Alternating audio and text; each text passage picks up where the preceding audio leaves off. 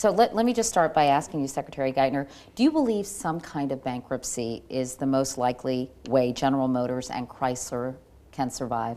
Katie, the President laid out a framework on Monday.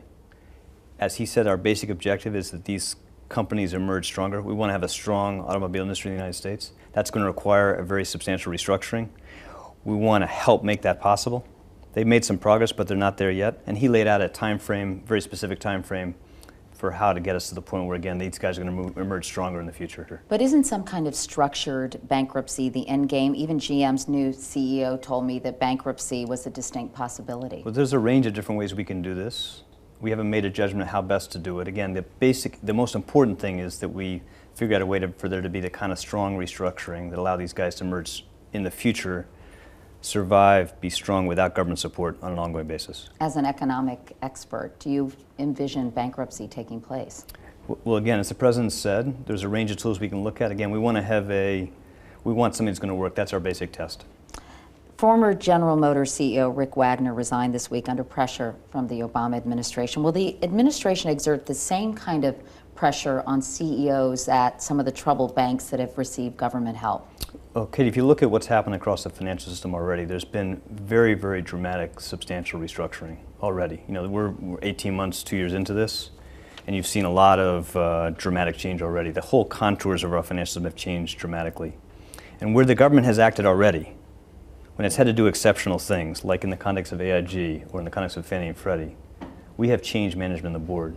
And where we've done it because we thought that was necessary to make sure these institutions emerge stronger in the future. That's the basic test that's going to govern what we do. Will you exert even more influence in the future if these CEOs aren't managing their businesses properly? You know, recovery here in our economy as a whole depends on a financial system that's doing a better job of providing credit. We want banks to go back to the business of making sure they're providing the credit that, you know, families and businesses need to invest in the future. And we have to provide assistance to make that possible. Again, we're going to make sure we do that on conditions to protect the taxpayer, provide the kind of accountability that the American people want. And again, the test should be what's going to make these institutions stronger. So you leave the option open to actually pressure a bank CEO to resign? Of course, of course. France and Germany are pushing back when it comes to the notion of a coordinated stimulus package. How can you and the administration convince nations with dark memories of hyperinflation to pump more money into their economies? Katie, if you look at what these countries have already committed to do, you're seeing dramatic support for recovery and growth across the world. Not just in the United States, not just in China and India, emerging markets, but you're seeing it in continental Europe, you're seeing it in Japan. And that's because there is a broad recognition that this is an enormously challenging crisis, requires a global response, requires a coordinated global response. And already you've seen action taken put in the pipeline now, even in Germany and France. But they're saying no more. Well, what you're going to see them say, I believe, over the next couple of days, is a broad commitment to do what's necessary to bring recovery back. Now, that's going to require different things in each of our countries. We're all in somewhat different positions. We have different challenges, different room for maneuver, different ways our budgets work. But the most important thing is that governments around the world stand together and say, we're going to do what's necessary, we're going to keep at it until we get recovery back on track. Again, I think you're going to see more cooperation, more commitment globally than we've seen ever before in any past financial crisis.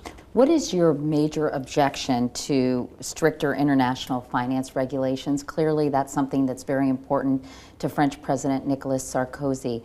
Why don't you think it's a good idea? You know, America's going to take a leadership role, not just in putting in place a stronger financial system in the United States, a more stable, stronger financial system at home, but in bringing the world to adopt much higher standards. You know, we had a financial system everywhere which was just overwhelmed by the force of global capital flows. Overwhelmed are the basic structures we had in place. And we all have a huge interest in moving together. Very little separates us now. If you look at what the President laid out, what I laid out last week to Congress, we are moving very quickly with a much more comprehensive set of reforms than we've seen in most other financial centers already. But does the United States really want an international Supercop, if you will, no, telling it how to conduct its business? Nobody supports that. There's no serious country around the world that would support that approach. We know our markets are global, but we each have responsibility in our own countries for making sure we're running more stable, more responsible financial system. But for that to work, We need to make sure that we're agreeing to higher standards that can be enforced on a more even, level playing field globally. And again, I think very little separates any of us now. There's been a broad convergence on a set of tougher, stronger 21st century rules of the road for our financial system. So you agree with Nicolas Sarkozy? We agree on most of the core priorities, not just for recovery, but for reform of our national financial systems. If you look at the detailed proposals he laid out, there's a lot in common with the president's agenda. Do you think the global recession is getting worse, or do you think the worst is over? We've seen some encouraging signs, not just in the United States recently, but in some other economies as a whole. But this is a very challenging crisis. It took a long time for these problems to build up. It's going to take some time for us to work through this. You know, progress is not going to be even. We're going to have setbacks ahead. And that's why it's so important that we're moving together with the world to try to make sure we bring recovery back. And the world is with the president on this. What could happen at this summit that would make you conclude it's a failure? Oh, we're not going to have a failure. Again, I'm very confident on the basis of the commitments we've seen already that we're going to have the strongest coordinated global response to this global crisis we've seen in generations. If you look at what's going to happen on the growth agenda, on the trade agenda, on making sure our markets are open and expanding, in terms of fixing our financial systems, in terms of providing support for emerging and developing economies that are really the strongest markets for U.S. exports still for businesses across the United States.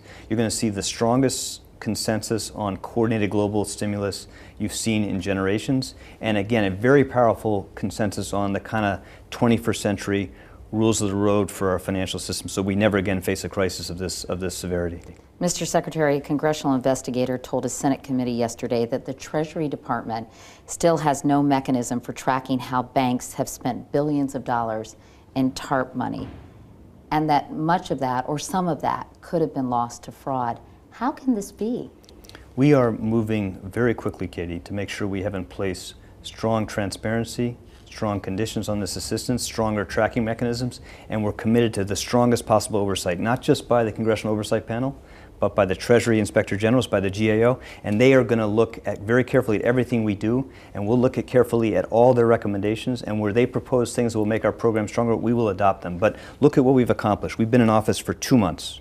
Over this period of time, we've already laid out much stronger conditions on use of this assistance, much stronger commitments on transparency and openness so the American people can see the terms of our assistance and what's actually happening to bank lending and bank balance sheets. And where there are things we can improve, we'll work to improve that. I was going to say, with all due respect, aren't you a day late and a dollar short? I mean, $300 billion has been doled out, and this investigator tells a Senate committee there's no mechanism in place. It seems crazy to the average person. Katie, I've been Secretary of the Treasury for 2 months. If you look at the new commitments we've made, not the commitments we've inherited, not the disbursements that are already made, but if you look at the new commitments we've made, we are bringing the strongest standards of transparency and accountability to those programs. And where we have acted, you've already seen substantial results. So just as an example, interest rates are now at historic lows for mortgages. Millions of Americans now are able to refinance and take advantage of those interest rates. That's going to reduce monthly payments very materially for millions of Americans. We've already acted to help make sure we're starting to open up credit markets for small businesses, student loans, automobile financing markets. We're going to do everything we can to make sure this financial system is working for recovery with strong protections for the taxpayer, much stronger standards for oversight. The American people will be able to judge how this money is being used, the impact it's having. And again, we're going to work very closely with those oversight bodies and make sure that we're giving them all the tools they need to do their job. And where they have suggestions for how to strengthen our programs, we will adopt those. Any good manager should be able to prioritize, as you know. You're fighting the recession on many fronts: housing, the banks, and the auto companies. Which, in your view, needs the most urgent attention? You know, we don't have the luxury of choosing. We got to move on all fronts quickly. We inherited, again, a deepening recession and a financial system that was damaged in important respects. And we don't have the luxury of time. And we're going to move on all those fronts together as quickly and as carefully as we can. You know, the stimulus program passed by this president by the Congress already puts in place the strongest program for jobs and private investment we've seen since the Second World War. But we need the financial system moving alongside that if that's going to be effective as possible. And we need to move with countries around the world to make sure they're with us in this, because our recovery will be stronger if the world gets back to growth more quickly. You've been Treasury Secretary for 2 months. By your own admission, there have been mistakes. And if you could correct one of those mistakes, what would it be? You know, I'm doing everything I can as quickly as I can to help this president get this economy back on track. And as he said, we're going to get some things wrong, but we'll be open about that and we'll adapt as we need to do. But we want to move as quickly and as effectively as possible across the board, as you said, from housing to the financial system, help strengthen the automobile industry so that, again, we got a recovery that's going to come more quickly and the businesses can get back to the business of growing again. Families can do what they need to help their kids go to college, meet the basic needs of families across America. Can I suggest one mistake? Do you wish that you had given greater detail initially when you announced your bank bailout plan? We made a judgment at the beginning that we had to start with a broad framework of principles, the broad elements of our strategy in all its component parts, and then move quickly to put in place the details of the program, which is what we've done. We did exactly what we said we would do. So we moved first on housing. This government had not moved to help address the housing crisis in any meaningful way. Then we moved on small business, on these direct lending programs to make sure our banks have enough capital to get through a recession. And you saw last week we announced a program to help free up the financial system of these loans, bad loans made during the boom that are occupying a bunch of room that otherwise could go to new credit. So we did exactly what we said. We've moved more quickly than governments have ever before in financial crises. Again, working with the Congress, and we're going to keep at it until we fix it. You've really been in the crosshairs the past couple of months. Has that been difficult for you? When I took this job, I knew, I was coming into a job where there was just enormous challenges, enormous anger, frustration across the country for the damage caused by people who took too much risk. It's just deeply unfair, and I knew that all the choices we were going to make were going to be tough choices, and this was going to come with a lot of heat. It comes with a job, expected it, and it is a great privilege for me to work with this president and this Congress to try to help address these basic challenges, put in place a stronger financial system for the future. And again, we're moving very, very quickly to try to do that.